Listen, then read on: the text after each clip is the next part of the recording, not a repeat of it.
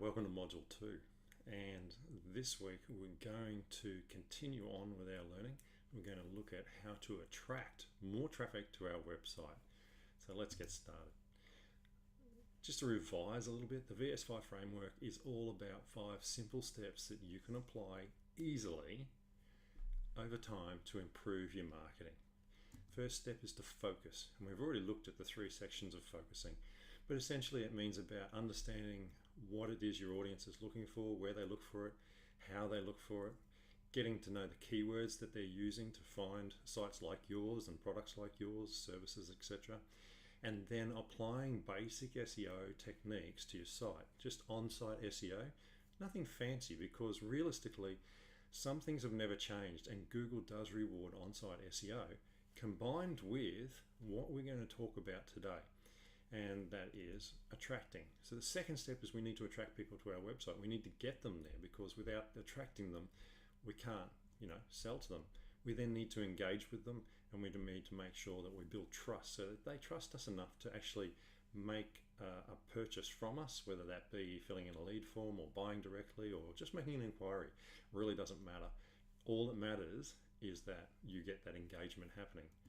The next step, once we've built that trust, is to try and get people to convert.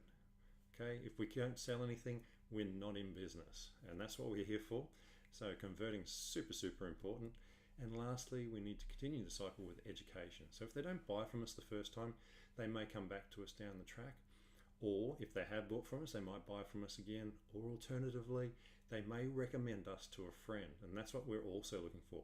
Referrals are a really powerful way to grow business. So if you're using your website, your information and that to continue to educate people, they're more likely to remember you when someone asks about what it is you do or sell or know. So we need to get started. So let's have a look at this week's section. As I said, let's look at attraction. So improve your existing pages. So this is pretty simple, isn't it? We already have a website, and on our website we have content. Often I've seen websites where people have gone through the process of developing their website. It's a long process, often takes a lot of time, and when they're going through the process, it's actually quite strenuous, because you're trying to run your business at the same time. Meantime, you've got developers asking you questions and all this stuff going on. So it's often a case of getting it out the door as fast as possible and getting it live. So we go for almost minimal viable product. In other words, it's got 5 pages to 10 pages, maybe 15 if you've really pushed it, and they might be a home page, an about us page, a contact us page, a products page and a services page, roughly, okay? Or it might be our services and our team or something like that. But essentially most websites follow a kind of a pattern. The issue is, once we get it going, the website's up there, and then often people don't know how to edit their websites. They don't know how to add new content, and if they do, they run into time constraints. So they run into the problems of not having enough time to actually make the changes. And that's typical for any business. If you're a good business person, you're going to be relatively busy between life and staff and new services and products and everything that goes on, tax, the whole lot. Adding to a website is often put to the bottom of the list. And look, I fully understand that. I get it. Even my website is just a constant battle to get mine up to date. And I know I'm supposed to be doing it. So because you start out with 10 to 15 pages, it's a good start. But essentially, if you think back to the net concept we talked about when we were talking about keywords and writing articles way back in Module 1, we talked about having a small net only had a few squares of netting. So, those few squares of netting will catch, maybe a fish if you happen to put them in the right place. Okay, so if you look at the little net on the bottom corner there. Alternatively, if you have a big net, so lots of squares, lots of content built around your keywords, you've got a much better chance of catching fish, or in your case, catching visitors and bringing them to your website from the search engines. So we need to, think about that net concept. Every time we go to put something on our website, okay, we're building our net, we're building, we're throwing more hooks in the water, use whatever story you like to tell around that. But in the end, the result is If you got more pages in the search engines, you got more chance of your site being found and having people come to you if you've done your SEO, etc. Okay, so you need to go through and have a look at your site, and you need to really review what you've already got in there. So start on the home page and have a look. Sometimes I come to a home page and it's got 20, 30 words on it and some pictures and a video. It's really not enough from Google's perspective to make decisions about whether your website really is about the keyword you say it's about. So you need to have a look at your home page and think, can I put a little bit of extra text content in here that adds some more information? It doesn't have to be right at the top of the page, okay? So you can have your banner at the top, and you can have a couple of choices underneath of your 3 main areas, where you direct most of your traffic. And then you can have, some information down below that. So it's not detracting from that area that we call above the fold. In other words, the first screen that people see when their web browser loads. But it's there so that when the search engines come, they can read that information and see what it is that you do and sell. So start with your homepage. That's always the first place to start everything when it comes to a website, because it's the page, as I've said before, that ranks first generally with Google. Then you need to start digging through your site and having a look at what else you've got. So, if you're a dog trainer, you might have, dog training, puppy training, and obedience school. But do you run specific courses for specific sorts of dogs? So we've got lots of dogs along this picture here. Is there a course for dachshunds? Is there a course for boxers? Is there a course for border collies? If so, expand out your list of services, and then from that list, so put the name of the service and a short 1-sentence description, link off to a new page where you go into greater detail. That new page then works for you. So if you've got a page of dog training courses that you run, and then you have another page which is specifically written for border collies, that border collie one is more likely to rank if someone's looking for a training school for border collies. Okay, and people do actually put like their dog or their car or whatever in when they're doing searches for things. So you don't have to do that if you don't have specialist classes, but you may decide that yes, I can actually expand that out and say, we have a what they call a dog skills training where they go between the hats and all that sort of stuff, and dogs that are really well suited are border collies or whatever. You can build into the content. So think about that. Look at every page on your site. Look at where it can be expanded. The services one is one I harp on because it's so often the page that I see on websites. I go to there and there's like 30 services listed, and all it says is, business tax, superannuation, whatever. It's just like this big list. It says nothing about how you do the service, what extra features you offer, how it's done, how many other testimonials you've got about that service, etc. So there's so many things that we don't bother to say. Getting back to that, sell the invisible. Expand out each service and talk about what you do when you deliver that service. Talk about all the steps that you go through. First of all, we arrange for you to come in and sit down with us. Come in, we'll, get a nice cup of coffee going, or a cool drink. We'll sit around the table and we'll talk about where your business is going. We'll talk about what you're trying to do. We'll talk about the problems you've had previously with accounting, etc. Okay, you get the gist of it. But go through every service and create a new page about that service. Don't have to do them all at once, as I said. This is something you can build on, but make a point of expanding on them. Even if you go from the service to the service with a description beside it, that's a step forward. Okay, start there. Start somewhere, but don't just do nothing. Every page on your website can be expanded when you go and look at it. The descriptions of your staff, often they have, Mary, and she's done this, that, and the other, but doesn't list her qualifications, for example. Put the qualifications there.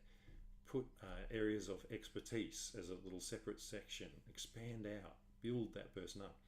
I've often seen where they've had all the people on one page, and I've encouraged people to create a page for each person, because within professional services, one of the things that I've often noticed is, say, lawyers, accountants, people like that, people carry with them, not baggage, how do you say, recognition from other positions. In other words, someone knows that person from their last job and they're looking for them again because they liked to work with them, but they left there. So they'll type that person's name in, and then accountant or lawyer or whatever it happens to be. And From that, they'll find that person at your business and then they'll come to you. And I actually see quite a bit of traffic through some client sites who have professional services like that from people's actual names. So there's lots of opportunities to expand. It's really important you think about that. You need to think about how people are interacting with the content that you actually have on your site. Now, what do I mean by this? There's all sorts of ways we can write content. And as I said, when we often launch a website, it's minimal viable product. In other words, it's got the basics there. If you look at this example, this is a real site and it horrifies me because it has the headline welcome. Now, you should never see that. It should ask a question these days. Okay? Are you looking for an accountant who can do this, that, and the other, or whatever it happens to be? Use a keyword in there, make it a headline. It is a headline. It's seen as a H1 heading, which in Google's eyes is the most powerful heading on the page. We talked about the title, and the title talks about what the page is about. The description confirms that with more detail. The title then confirms that the content on the page matches what the title of the page is about. So it's a confirmation. It's moving through that Google process. And then we come down into the next section, the text, where it says, welcome to our website. Like, really? In this day and age? Like, yeah, back in 1990, but now it should be specifics. We offer you the opportunity to We want to see words like you. Don't be going in there and going, we've been around since 1956. We know how to do this. We know how to do that. Don't do that. Okay? Look at your content and look at it as a human coming to your site looks at it. You know, they don't want to see the word you. They want to hear about themselves, what you're going to do for them. They really don't care about you until they get to know you. And if they stop at your website and don't contact you, they're never going to get to know you. So this is your opportunity. I say, you know, is your website the laziest member of staff? It's a member of staff. It's something that sells for you. It's on there 24/7 and it is the front face of your business. And in most cases, it's the only form of advertising other than networking that many businesses do. So think about that really seriously in your business. How many forms of advertising are you actually running? Because if your website is where all your advertising leads, you know, are you doing damage to your business because you haven't bothered to think about how people see the content? So we need to be building that content up. Here's an example, a little bit different, another real site, but they've asked a good question up the top. Do you want tax advice from a team you can trust? They've then broken it down into 4 main areas that they service, and they've got some information. Now, they don't try and tell you everything about audit and assurance and all that, or everything about superannuation on the page. What they do is they give you enough to ask you a question and get you to take action. In other words, click the button and go to a page with more details. And that's all you're wanting to do. Okay, you want to take people from, hey, you're on the home page, what are you looking for? Here it is, and now here's all the detail about that. Now please call us. Okay, so it's a really quite simple process in the end. And the best thing to do is just go and surf some websites yourself. Think about how you're interacting with that website. You know, go to some of your competition's website if you like. That's always good fun. Go there and see what they've done. And, you know, is it easier to navigate their site? Is their information better than yours, etc.? Think about what you're discovering as you're going on that journey through the different sites, because you can then come back and go, okay, I've written some notes about that, and how am I going to apply that to my website? But in the end, we're looking to expand the existing content on our website and get that right before we focus on the next step, which is producing more content into our website. We can do both at once, but let's, you know, kind of keep things moving along. Do a quick review of your own website and look at that first.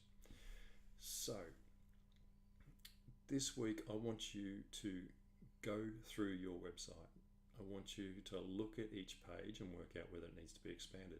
You want, you know, 400 or 500 words on a page. You know, that's a fair, good start. And look, that's not much. You know, if you've got 5 bullet points, that's 100 words per bullet point. It really isn't much writing. And if you're having trouble writing, get a writer in, or find someone on staff that actually likes to write. There often is a person who actually writes well, who can knock something together for you. You know, pay them for an extra couple of hours work. It will pay off in the long term to get that done. So look it through your site, check every page, think about what you can do there, make some notes. Then I want you to go back and I want you to expand the pages. Start with a home page, then go to your next most popular page. Now, in most cases, that will be contact or services. Have a look at those pages and then go into your team ones. The About Us page, honestly, is probably the least important page on your website. Most people don't care about you because they don't know you. Let's get all this other stuff sorted out and then worry about us. We can expand that later. So this week, go through, do that for your site. That will keep you more than busy. No site is ever good enough. As I said, even I keep looking at mine and going, oh, I've only half done that page, I've only half done that, but I've done something more there, I need to change that. It's a never-ending cycle. But it needs to be done at least once a year. You need to sit down, throw it up on the whiteboard, get a projector or whatever you've got there, put it on the TV screen, and go through each page and get a couple of staff members and check them all, because it's easier when you've got a couple of different points of view as well. So that's the end of this week's section, and I look forward to seeing you in the next section.